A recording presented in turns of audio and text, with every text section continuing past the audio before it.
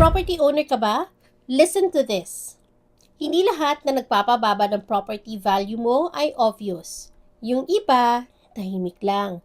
Pero grabe ang epekto. Unahin natin yung mga silent killers. Number 1, delayed or neglected maintenance. Yung maliit na tagas sa tubo, konting tulo sa kisame, yung parang wala lang. Pero over time, pwedeng maging structural damage, molds at malaking gastos. Sa seller, pwedeng minor lang yan, pero sa buyer, red flag agad yan. Iniisip nila, kung pinabayaan to, ano pa kaya ang hindi ko nakikita? So, kadalasan, hindi lang value ng property ang bumababa, kundi pati confidence ng buyer nawawala. Number 2, sloppy home improvement projects. DIY is okay, kung maayos.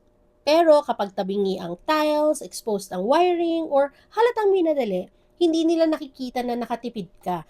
Ang nakikita ng buyer is future gastos at sakit sa ulo.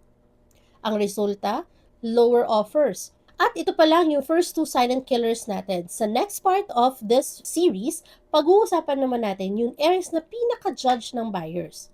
Again, I'm Michelle, helping you approach buying and selling property with strategy, clarity, and confidence. If you're looking to buy, sell, or lease property, send me a message.